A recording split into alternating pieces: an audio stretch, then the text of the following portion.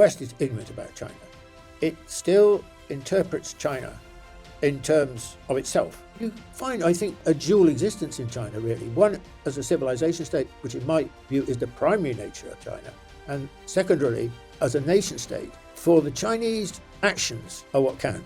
Actions speak louder than words. In the West, words speak larger than actions. I think that developing countries, the global south, see quite new possibilities.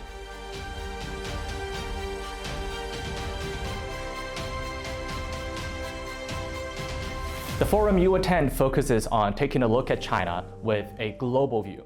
What exactly does it mean? China studies start with a situation where China is existing more within itself. And as China has become more and more important in the world, the centre of gravity shifts. What becomes more and more important and interesting is the relationship between China and the world. Therefore, China studies needs to have a more global inflection. How can we unearth and communicate the values of Chinese modernization through China studies?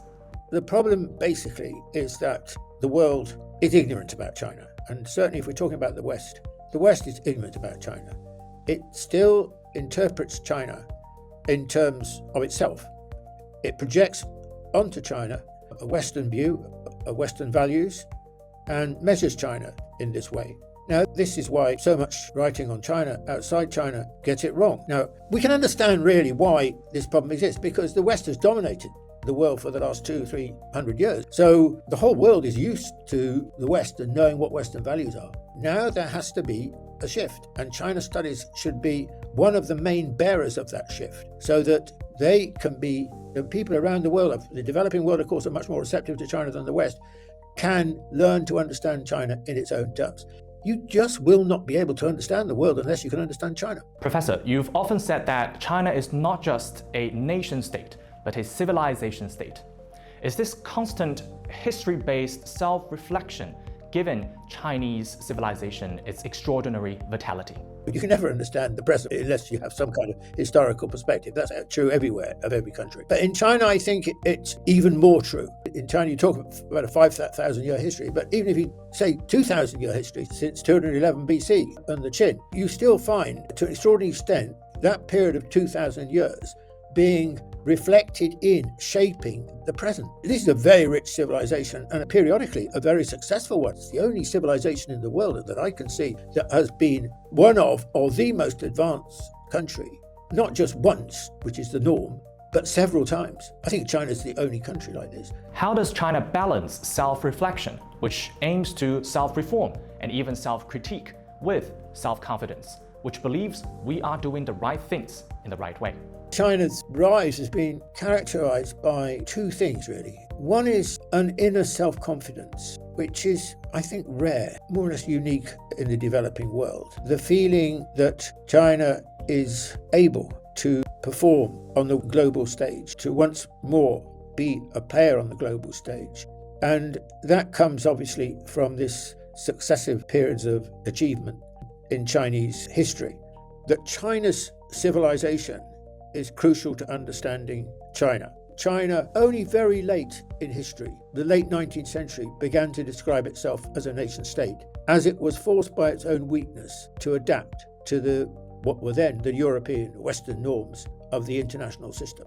Until then, for thousands of years, China self-reflection was that of a civilization. You find, I think, a dual existence in China, really. One, as a civilization state, which in my view is the primary nature of China. And secondarily, as a nation state, I don't think there's any other country in the world that's had that challenge. And what's going to be very interesting in the future is how that plays out, that relationship between being a civilization state and being a nation state. This will draw out some very new features in global politics and state and national forms. China never stopped believing in itself. By China, I mean the individual Chinese as a collective. I think a much deeper phenomenon, a cultural phenomenon in the people, that China had this inner self-confidence. It suffered badly at the hands of Europe in the 19th century, Japan, and so on. So that, I think, gave China also a sense of humility. It knew, how bad things can be. It made huge sacrifices. China's rise has always been, I think, quite humble. This, I think, also has something to do with Chinese culture. Western culture, which rests heavily on the idea of fancy speeches and rhetoric and the word. Chinese culture is not like that. You've only got to see the way the Chinese government behaves. For the Chinese, actions are what count. Actions speak louder than words. In the West, words speak larger than actions. The other thing that's really notable, I think, if you look at China today, it's not thrown its weight around. Like if you take the rise of Britain or France or Germany or Japan, or more recently the United States, they militarily intervened around the world, depending on the circumstances and their strengths at the time. But China hasn't done anything like that. I mean, China really is such a new brew. I think we've got the opportunity to live, humanity's got an opportunity to live in a very different kind of world. We're not there yet, but the reason why we're living in unstable times, such unpredictable times, such dangerous times, is because the great transition has already started. In my view, we date it from 2008 and the financial crisis, which shook America. But now, this shift involves an extraordinary moment in history. The new system will be constituted on the basis of the global south, which together constitute about 85% of the world's population. You've described China's rise as confident but not imperial.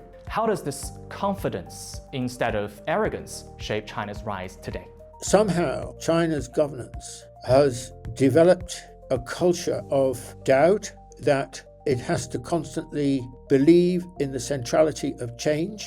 As a result of this, the Chinese Communist Party is an extremely powerful organization, but it doesn't take it for granted. It's vital that body is able to self-criticize, to see the error of its ways. There are obviously various forms. I mean, constant opinion polling and so on is one way this is done, but a kind of restlessness, if you like. And I think it's remarkable. I mean, you've got this dynamism that I associate with the Chinese Communist Party. Climate change began to become an issue in the turn of the century. And at that point, China was hugely preoccupied with economic growth, taking huge numbers of people out of poverty. There was every reason why China wouldn't involve itself in climate change, because it had so many other things to concentrate on. From the outset, when this first surfaced as an issue in Europe and so on, China has always accepted the science. It's never denied the science. There is something about the Chinese Communist Party which is very forward-looking, based on science, always aware of where things are, what the situation is, what steps need to be taken, in what area next. This is a very, very, very unusual political organization. I think it is the most remarkable political party in the world. China has indeed triggered mixed reactions in the Western bloc.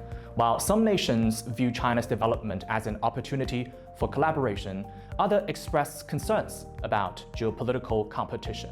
What is your observation and thought? Diverse reactions are understandable. The West has run the world de facto for, let's say, 200 plus years.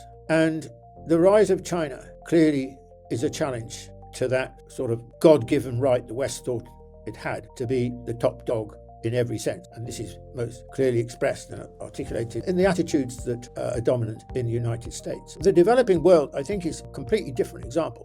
The developing world shares the fact that basically it's been shut out in the global system and has paid dearly for it over the period of the last 2 centuries. So whereas the West tends to view China as a threat, the developing world views it as an opportunity, because it doesn't have much of an opportunity now during the age of the West. But with the age of China, I think that developing countries, the global South, see quite new possibilities, which is why you can see very different attitudes in Africa, in Latin America, in Central Asia, and so on, towards the rise of China, and why BRICS is gaining traction and support. On the other hand, in some ways, it sees China as an opportunity. How? For example, many foreign firms, Western firms, American firms and so on, have invested heavily in China. Why? Because it's an opportunity offered by a burgeoning economy, high growth rates, profitability, cheaper costs and so on. And at the end of the day, actions speak louder than words. If China delivers in this area and that area and so on, people have to take notice. Even if they operate like putting their fingers in their ears and closing their eyes and not wishing to see what's happening really, sooner or later people have to accept that. They have to clock it. They have to acknowledge it.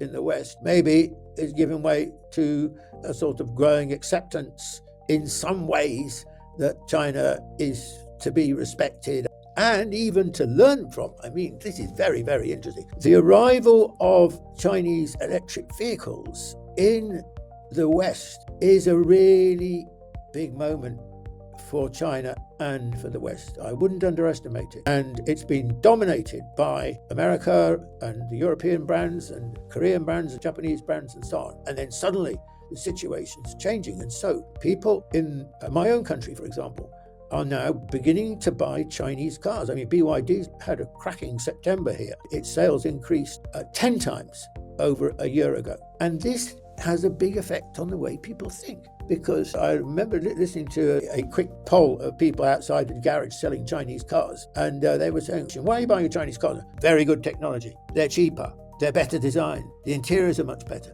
Now, once ordinary people start speaking of Chinese goods like that, then that's not just a material thing, that's also a cultural and ideological shift.